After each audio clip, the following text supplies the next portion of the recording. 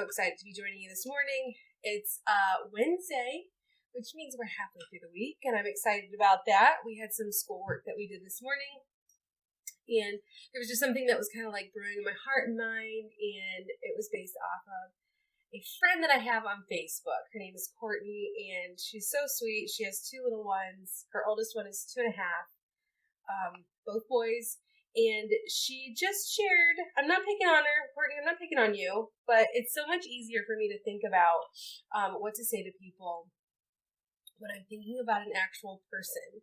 When I'm trying to put it into a format of, like, how do I phrase this so that people can understand it, it's harder for me. And so this is really, really easy for me to sit and talk about what kind of, maybe a little bit about what you had going on or maybe what you didn't have going on.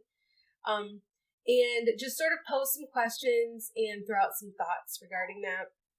And just kind of see maybe if we can get some ideas flowing and some inspiration going so that maybe we can be, better mamas. So that maybe we can handle these situations better with more grace. So she just posted a picture, which is hysterical because we've all been there. And it's the Facebook meme of like the ice skater, and then there's the guy ice skater, and he's holding the woman, and she's kind of like dangling there. And it says, please hold my hand and walk next to me. And then that's the ice skater dangling there is your child. And of course, we have all been there. We will probably all be there once again, especially if we're an aunt or an uncle or a grandmother. And she said, literally me today, God was testing me today with Ralph's behavior. Now, I'm sure Ralph's sweet, but I'm sure he's also strong-willed, because aren't they all? Well, no, they're not all, because I have 8.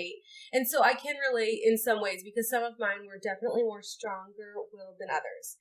And so I responded to her, how old is he? Because I didn't exactly know. I said, don't forget to bend down and talk to him at eye level. Even if he is too young to understand, the more you do it, the earlier he will actually begin to, and I meant the earlier he'll begin to actually understand. And I did some little bit of role playing here. Ralph, can you listen to mommy and stand up and walk on your own? I'm here for you and love you. Use your legs to walk. Thank you so much. And smile, smile, smile. Okay, so I know I'm making this all seem very, very simplistic, but the truth is that it really, really is that simple. And the more we use very simple, basic words and understanding with our children, especially if they're 1 or 2 years old, the sooner they're going to be able to actually understand it. And I've seen this very thing happen. I was actually not a very good mother with my first. I'm not going to say I was a bad mother, but I certainly wasn't as understanding as I am today. And it's just a matter of experience. And so I really want to speak to you young mothers right now. If you have 2, I want you to know that 2's hard. 2's very hard. I've been there. Typically, when you've had 2 children, you kind of had them like very close together, and you're still just learning how to be a mother. And so I want you to understand that the situation that I find myself in with my toddler, who's 2 right now, is very, very different from the situation that you're going to find yourself in if you have your oldest 2 is 2 and then a younger one. Very, very different scenarios. Number 1, I have the blessing and the benefit of the older examples, okay? And so the little ones just tend to follow the herd. And so that actually can work to my advantage. But it's also to my disadvantage when there are bad habits that go unchecked and they can just spread through the herd like you would not believe. So I just want you to know that it has good and bad with it. But the situation that you are in is very, very different from the situation that I am in with my 8 children. I just want you to know that and to understand that. Do not compare yourself to me. Okay? That's what I'm trying to say. We really shouldn't compare ourselves to anybody, any other mother and their children, because God has given us our children with their own unique gifts and our own unique gifts and our unique personalities. And so really there is no comparison. However, we can be like those iron sharpening iron women and people in the Bible, and we can say, okay, what does she do that I could possibly use to my benefit and blessing? Okay, and I think this is one of them. She responded to me, girl, I did. Sad face, sad face. It wasn't a sad, I don't know how to describe that face. It's the mouth open, struggling face, I guess. He's so strong-willed. I was so proud of the way I was trying to handle the situation, And it got so bad, and my weak little arms can't carry both my boys at the same time. It was an embarrassing disaster.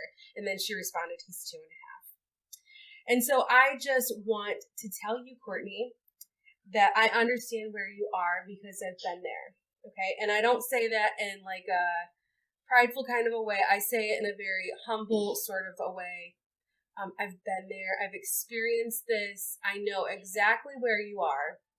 And that only helps me to relate to you more. But I just want you to know that I understand that you can't carry both of your boys at the same time, and you shouldn't. And actually, I'm going to kind of go back a little bit because Courtney was in my small group for the Grace Girls Challenge, and there was something that I spoke with these girls about earlier in the challenge. And so I'm not saying this for Courtney's benefit because I know the answer to this. I know that she already knows this, but this is more for the benefit of everybody else and the benefit of mothers in general.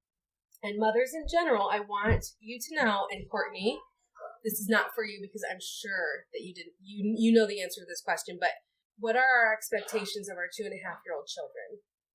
Is it too much? What are our expectations of us? Is it too much? So Courtney, I don't know what she was doing with her 2 little children, but I'm sure that it was a realistic expectation of her. I'm sure she wasn't rushing and trying to get the kids through the grocery store in a shortened period of time. I'm sure that she was, had already asked herself, this thing that I am expecting this 2.5-year-old strong-willed toddler to do is reasonable. Many times that is not the case, though. Many, many times I find myself or found myself expecting that I would be able to get through the grocery store with 5 children. You heard that right. I said 5. 3 of whom were in a stroller in under an hour. Now, sometimes I could, but I made sure that I prayed and put on my armor before I went into that scenario. I just want you to know. I was prepared, not necessarily with a list, but I was spiritually prepared to go into that scenario because I knew that all eyes were going to be on me, and I knew that people were going to wonder and see, is this lady going to lose it in the grocery store with these 5 children? And sometimes it looked a little chaotic, but I'm pleased to say that most of the time, but I don't even think that ever did I lose it, but most of the time I also remained calm and got through that scenario. I also want to note that certain children are just more strong-willed. And like I said before, yes, I have some that are more strong-willed than other ones. And that's okay because God made them that way. He didn't make any mistakes. And if we choose to be sanctified and blessed through our children, God will use those children to make us more like Christ. And so not only will we grow better and become stronger mothers and more caring mothers and more understanding mothers, but also those children will make us more like Christ. And so it's like a mutual blessing. I'm going to say it's a double blessing because if we are following Christ during those times, if we are practicing our spiritual muscles, and I liken it to working out. I think I may have said this before if you've watched some of my other videos or listened to my other podcasts. It is like working out. And we have to grow those spiritual muscles. And what are those spiritual muscles? Patience, being joyful under stress, having self-control, being kind in those scenarios, bending down and talking to little Ralph during that time. You would be wise to not expect a result right then. And you would be wise not to necessarily expect a result tomorrow or in a week or even in a month. Moms, we need to understand this, that our children are like a garden. And when we do these acts of bending down to a toddler and speaking to them with simple words, helping them to understand the scenario, we're really just sowing seeds at that point. And some of our children are going to take a lot longer to see a harvest from. Some of our children in some of the scenarios we're going to find ourselves in, we can see a harvest right away. You know, it's kind of like planting spinach or peas. They aren't going to take as long to harvest. However, some of them are going to be like planting a tomato, and you're going to have to wait all fall until you get that harvest. And some of them are going to be more like tending and planting an orchard, and you're going to have to wait a decade to see a harvest or see fruit. That is just the way it is. And the only thing that I can say to reassure you is that you're just going to have to wait. You're just going to have patience and follow God's leading and see what he's revealing to you through each and every one of your children individually, because he's going to use each and every one of them individually to work on different areas in your life that you need to be refined in. Okay. And so I just want all of you to note that and to notice that with each and every one of your individual children. Sometimes I will see a harvest right away, and sometimes it will take longer and longer.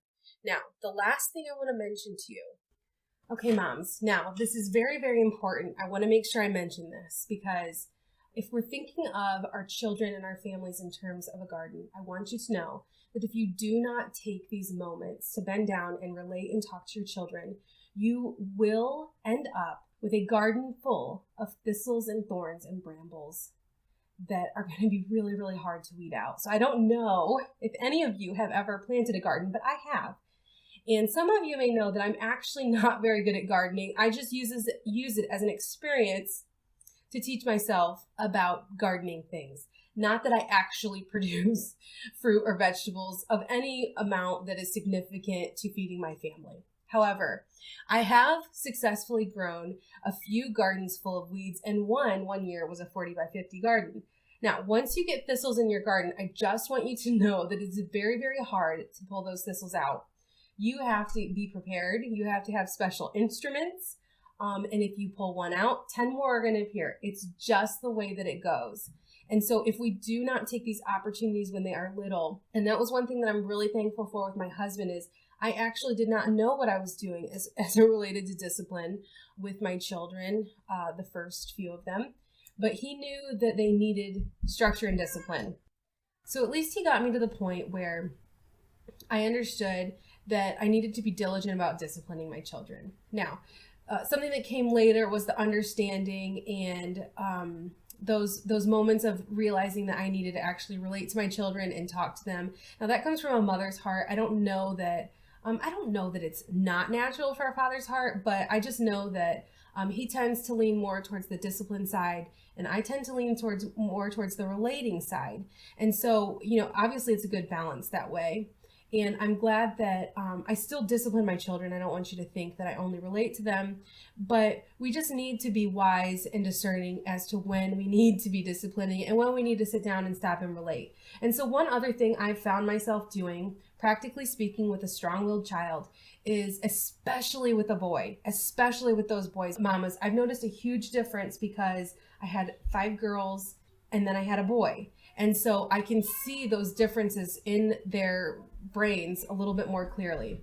I have also at times realized when he got very, very frustrated, not only was my expectation unreasonable for him, but he was a little person who had feelings. And maybe he wasn't on board with what I was asking him to do right now. And so just asking him, what's going on with you right now? Exactly what is it about this situation that you don't like? Or maybe taking a moment to step back as a mom and think, what is bothering him right now? Sometimes for a little boy or a little person, even if it's a girl, it could be their socks are twisted or, something that we can actually fix, and then they're ready to kind of like move on and get on board. Maybe it's just bending down and explaining to them, I know that you might not want to do this right now, but I need to get this done, whatever this thing is, and I need your help. And I want to help you to do the right thing in this scenario, what God's asking you to do. And so tell me what's bothering you about this. Now, I know that might be a little bit heavy for a 2.5-year-old, but if we're sowing these seeds of understanding when they are 2, when they're 1.5, when they're 2, then by the time they're 3, you can have these conversations with them. And I found that actually between the ages of 3 and 4 is a little bit harder than the ages of 2 to 3. And so I would rather spend that time between the ages of 1.5 to 3, having those easy conversations, so that when it comes to 3, we can have a little bit of those heavier conversations, a little bit more in depth, that they could actually understand me. I don't want to see you all sowing thistles and thorns in your gardens. And so we got to get in there. We got to tend those gardens. We got to take those moments to peek into their hearts, and see maybe what's going on. We know our children and we have our mother's intuition. It's a real thing. I can usually think about it and figure out maybe a little bit what's going on with them. And that's your job too. And so that's just a part of what we're called to do. Now, we will not have time to do it if we pack our schedules so full and we're so harried and hurried that we don't have time to think. I am just coming off of a season of that. And I just have to say, it's like God has awoken my mind in a way that I forgot that it could be done, because I was so busy before that I didn't have time to take a moment to think about these things. It was like, you just need to get with the program and pull it together, and we're just moving on. And that's not right. That's not going to draw my children's hearts to Christ. That's not the kind of example that I want to be, that's going to draw them to want to be a Christian mother. They're going to be just so disillusioned with the whole thing that they're not going to want anything to do with it if this is what it looks like. If there's no time to think and enjoy life and enjoy God and enjoy our relationships, they're not going to want to be a Christian if that's the example that I'm setting for them. So I'm so thankful that God pulled me out of that and said no more. And I was probably doing an okay job at doing all the things that I thought I needed to do and relating to my children. But was I doing the best that I could be doing? Probably not. At times, maybe. At other times, maybe not. He's awoken my mind to these things. Now, the last picture that I want to give you as far as tending the garden of your children. And that is, I don't want to go too much into this because it's a little bit of a difficult concept even for me to understand. But it is the concept that one of the things that we do with homeschooling, and that I've learned to do with homeschooling, is called the art of narration. Okay. And so the concept is you don't fully understand it until you can tell it. Okay. And so let's say you go to a sermon on Sunday and then you come home and somebody says, what was the sermon about? And you can't actually narrate what the sermon was about. You have not fully integrated that into your mind. Maybe you weren't paying careful enough attention, or maybe you just need to hear the message again, or maybe that's just not what God had for you at that time. But nonetheless, there should come a time and a place when we can narrate the things that we have read or heard, or things that have happened. It's like telling a story, very simply. Something happens out on the street and your child runs in and they want to tell you all about what they saw, did, and heard. That's a good thing. That's how God created us all, to relate to one another. One of the things that we as mothers can have a short-sighted view about is raising our children to love the Lord. This comes from Deuteronomy 6:4. It's like the ultimate plan that God has for each and every one of us. To love the Lord. I gotta find it here real quick. I'm just flipping through. I'm just doing this on the fly, ladies. It says, Deuteronomy 6:4. Listen, Israel, the Lord our God, the Lord is one. Love the Lord God with all your heart, with all your soul, and with all your strength. These words that I'm giving you today are to be in your heart. Repeat them to your children. Talk about them when you sit in your house and when you walk along the road, when you lie down and when you get up. Bind them as a sign on your hand and let them be a symbol on your forehead. Write them on the doorposts of your house and on your city gates. And so what is this? This is for us today, right? But this is also for our children once they have children. And many, many times there are things of God that we don't understand until we have children, until we've experienced becoming a mother and a father. Then they become different to us. They become more real. They change. We have like eyes wide open about some of these things. And that's going to be the case for your children. And so while they may grow up and know and love the Lord, there are going to be things that they just don't understand that we told them until they have children themselves, until they can tell their children, until they can narrate their children and tell their children how to love the Lord with all their heart, mind, soul, and strength. Until they tell their children and teach their children about how the Lord God is one, until they open up the scriptures and are sharing the words of God with their children. And so people will see this time between when their children are young adult age, and then between that time and when they have children, and they'll see that as maybe like some fruitless rebellion going on. But it's not. It's just God sowing different seeds in their heart at that time, unless it is, actually rebellion. That's only for God to decide. That is not for you as a mother to decide what God is doing with your children during that time. But then once they have children, we see many, many people come back to the Lord, or draw closer to the Lord through that time. And so when we think about tending our children's tending our children as a garden, we really need to have that long-term generational view. We really, really do. And so one of the things I'm most excited about is to actually, like, I'm in the thick of it right now. Girls, you know this. I have 8 children, 13 and under. And I take my job of teaching and discipling my children very, very seriously. We homeschool. We read a lot of things, one of which being the Bible. We've read it many times over. And we'll continue to. We will continue to read the Bible many times over. But I cannot wait until I can read, the Bible to my grandchildren, and to see my children read the Bible to my grandchildren.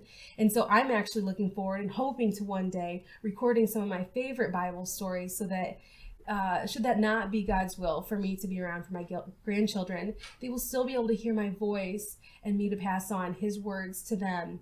Like, that would be the biggest blessing to me. And so I'm just praying for the perfect opportunity to do that, and exactly what God wants that to look like for me and my family.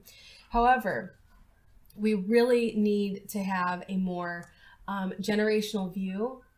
And can I just take it one step further and say, Courtney, that work that you're doing with these boys, I just want you to know that whatever the toil is, whatever the work that the Lord has for you today, what may seem insignificant to you, running to the grocery store or spending time explaining to them, just get them through to get whatever done you need to get done for the day. It is not wasted. And not only do we need to have that generational perspective, but an eternal one. God is not going to waste the work that you're doing today. And the work that you're doing today, it is in fact for eternity, because we have a choice.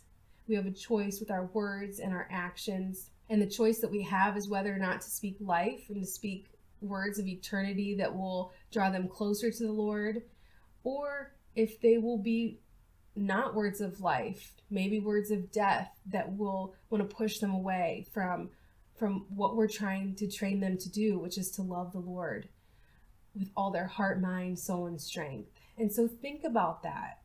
Before we react, let's take that moment to pray and think, Lord, is this going to affect eternity in a good way? Or is it going to affect eternity in a bad way? That's just the reality of the situation. And when we go through our days in these moments where we just feel like, I messed up, I struggled, I got it wrong this time, if we keep that eternal perspective, we're going to be less likely to make those choices in the future. Courtney and all other young mamas of 2, especially 2 boys, I want to encourage you. So take courage, mamas. The work that you're doing is not in vain. He's not going to waste it. Okay? I just want to leave you with that. And I love you all. And I pray that these words will be a blessing to your ears, and that they will refresh your soul for today, and will just help you get through the last half of this week. I'm going to go find my children because I shooed them out, and I'm going to go do something fun with them, something that I don't normally do. I don't know what that is yet. I'm just going to be inspired, and we're going to go find something fun. So have a blessed day, ladies, and I will catch you next time. Thanks for listening.